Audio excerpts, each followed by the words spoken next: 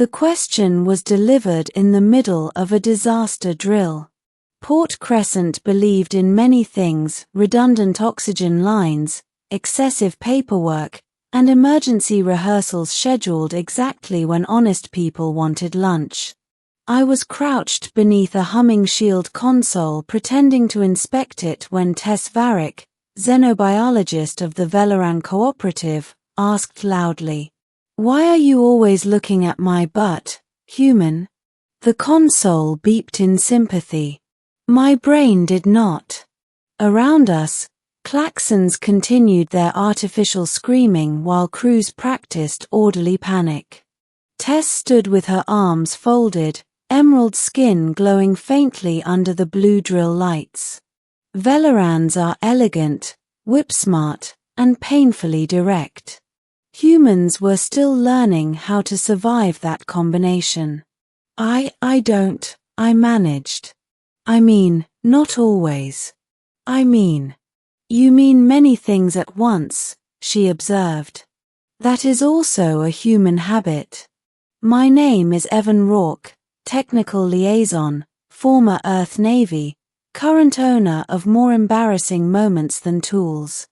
I had been assigned to help the Velaran science team adapt to station life. Adapting, apparently, included explaining human eyesight. The truth was awkward but innocent. Velarans balance differently than we do. Their center of gravity sits lower, giving them a distinctive stride. Mechanics like me notice strides the way musicians notice bad notes. I told her exactly that while the drill wound down. Tess listened, head tilted. So you were studying movement, not anatomy? Yes. She considered it, then laughed, a bright, chiming sound that made nearby humans relax without knowing why. Then I have accused you using the wrong dataset. I apologize, but the rumor ring will enjoy this. Rumor rings are the unofficial nervous system of Crescent. By evening the story had mutated into 6 versions, half of them claiming I was courting royalty. I decided to avoid the market for the rest of my natural life. Tess did the opposite. She invited me to coffee there. Come, Specialist Evan, she said. She enjoyed promoting me walk with the dangerous woman whose posterior terrified an entire species. I went. Saying no felt illegal in any star system. Beginning middle. The market ring smelled of fried algae and brave entrepreneurship. As we walked, I learned more about Tess Varick.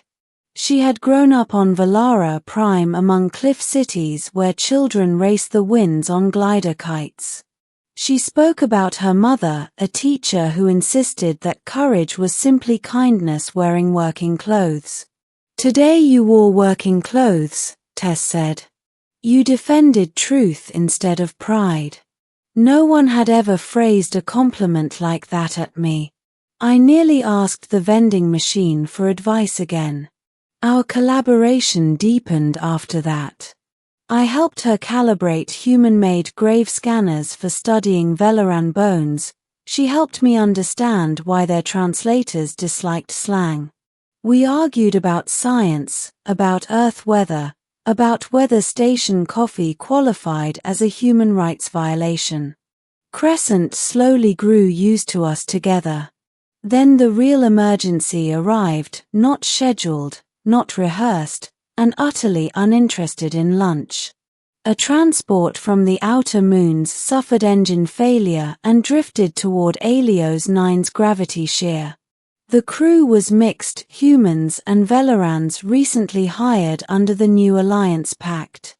Station Command needed a liaison who understood both tech trees. That, unfortunately, was me again.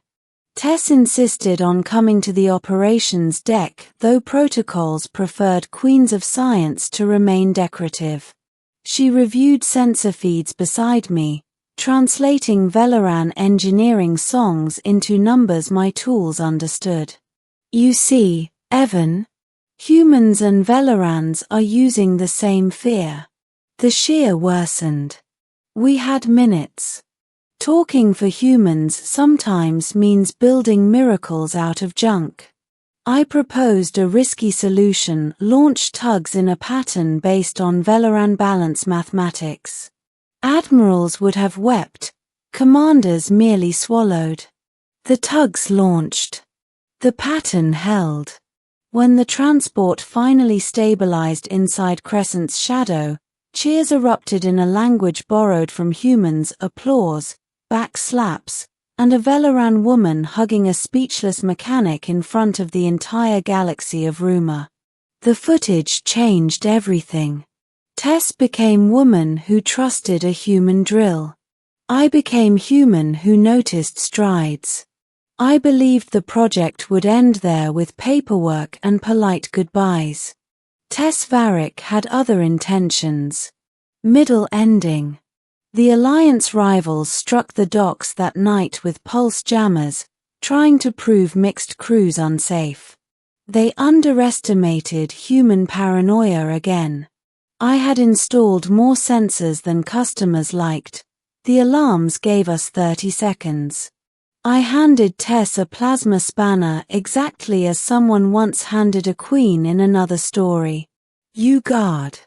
I'll fix panel. She guarded magnificently. The militants were captured without casualties, and the rumor ring finally learned a 7th version titled Humans Carry Forever.